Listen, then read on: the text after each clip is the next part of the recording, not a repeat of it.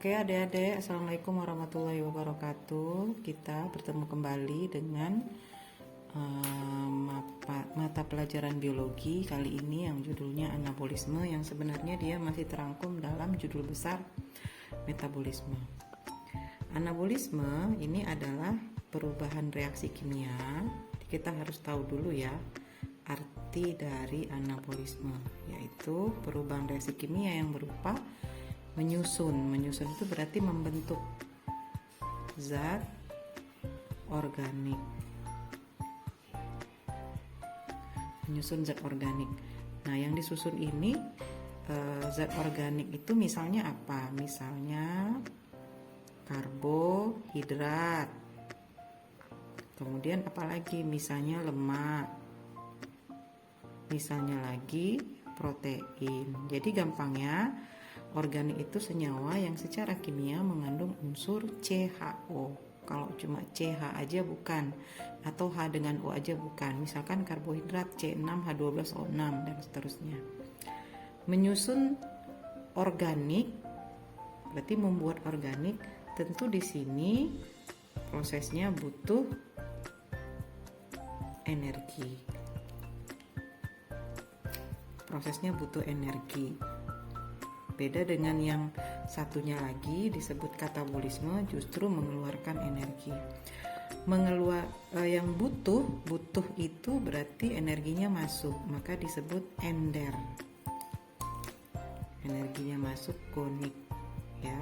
Jadi reaksi anabolisme, reaksi yang butuh energi dan energinya itu dikatakan prosesnya endergonik. Contoh dari anabolisme adalah fotosintesis.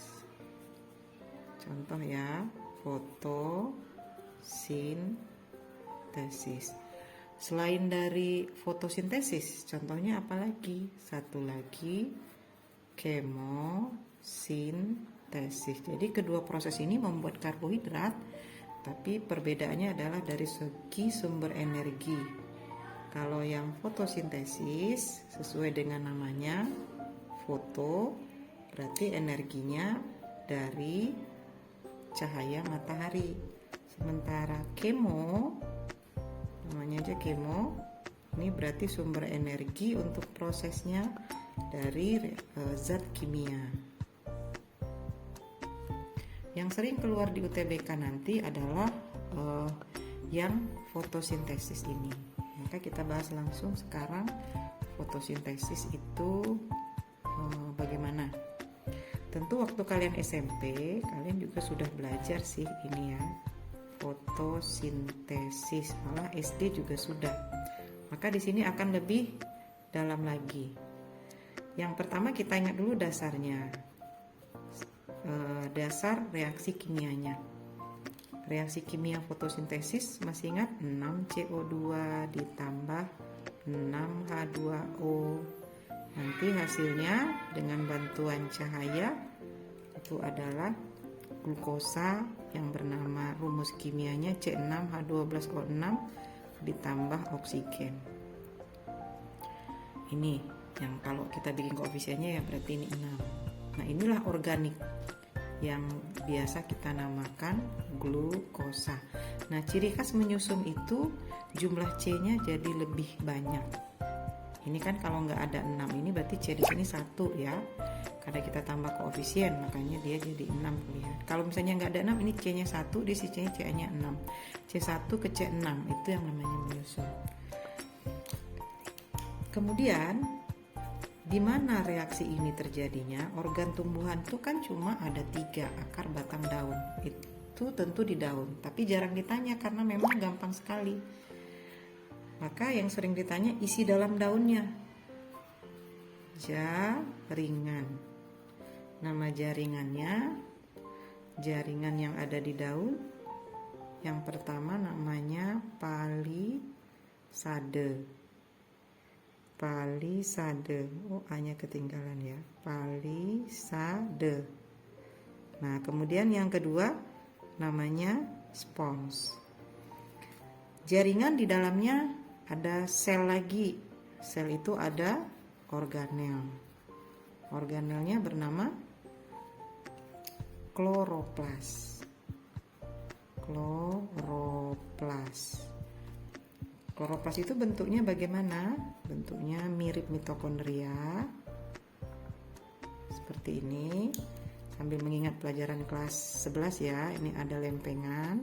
Lempengan ini dihubungkan oleh membran. Ini lempengan lagi, nanti dihubungkan membran lagi. Ini lempengan lagi, lalu ke sini dan lempengan lagi. Nah, ini ada lempengan juga. Maka lempengan ini namanya adalah grana. Yang lempengannya. Kemudian yang membran-membrannya ini, yang ini ya. Nah, yang ini namanya tilakoid. Jadi sebenarnya ini sama ya, cuma grana ini lebih banyak dan menumpuk. Bagian yang tidak ada grana dan tilakoid ini dikenal dengan istilah stroma. Grana dan tilakoid ini di dalamnya terkandung zat klorofil. Dalamnya terkandung zat klorofil.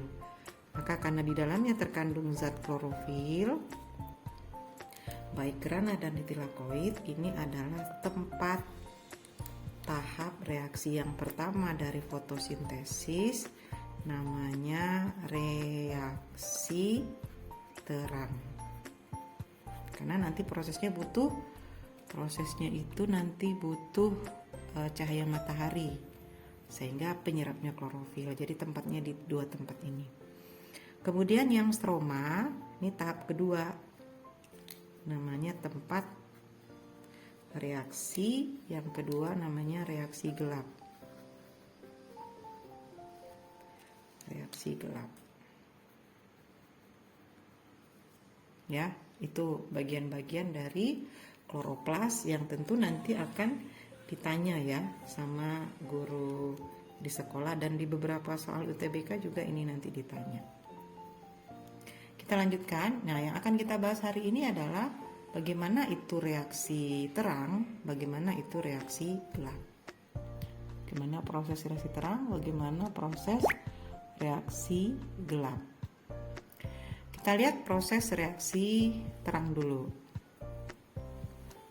Ya. Nah, ini tempatnya biar nanti langsung terbayang. Ini ya. Kita lihat fotosintesis reaksi terang. Proses. Yang pertama, reaksi terang. Penemunya adalah Hill, sehingga istilahnya ini reaksi Hill. Pada proses reaksi terang ini ada dua hal yang terjadi, yaitu yang pertama transfer elektron siklik, lalu yang kedua bernama transfer elektron non siklik. Cuma untuk memudahkan kalian memahami, ada baiknya kita tentu harus tahu dulu bahan-bahan proses itu. Bahannya apa? Untuk proses reaksi terang yang pakai siklik atau non siklik secara umum itu butuh cahaya matahari, kemudian butuh klorofil yang dianya memiliki dua jenis panjang gelombang. Jadi klorofil itu ada dua jenis pusat reaksinya, ada lempengan atau pusat reaksi P700, ada P680. Maksudnya ini kemampuannya menyerap panjang gelombang matahari. Matahari kan punya panjang gelombang ya. Ada yang P700, ada P680. P700 berarti kemampuannya di 700 nanometer. Yang P680 berarti di 680 nanometer. Lalu ini suka diberi istilah foto sistem 1, sementara ini dinamakan foto sistem 2. Kemudian butuh apa lagi? Butuh zat yang nanti namanya ADP. Lalu yang ketiga butuh NADP. Maaf, ini nggak ada ya, butuh NADP misalnya nih. Nah, butuh NADP dan yang terakhir butuh H2O. Ya, ini bahan-bahan reaksi terang. Kemudian intinya nanti reaksi terang itu akan menghasilkan 3 macam senyawa. Dari reaksi terang ini nanti akan dihasilkan 3 macam senyawa. Ya. Bahannya tadi cahaya matahari, klorofil, ADP, NADP sama H2O. Maka yang akan berubah nanti itu tentu saja adalah ADP, NADP dan H2O karena ini hanya sebagai energi matahari energinya, klorofil sebagai pentransfernya.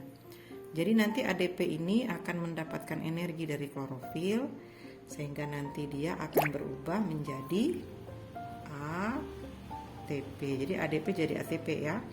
Lalu NADP akan berubah menjadi NADPH2.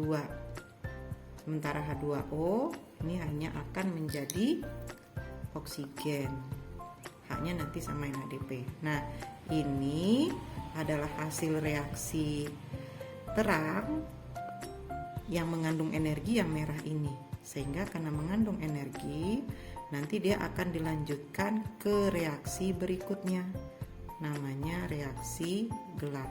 Sementara yang oksigen yang tadi asalnya dari air ini nanti akan dibuang. Ini yang kita pakai untuk bernapas sehari-hari ya. Jadi sederhananya reaksi terang seperti itu. Bagaimana selengkapnya proses reaksi terang pada fotosintesis kita akan bahas di video selanjutnya.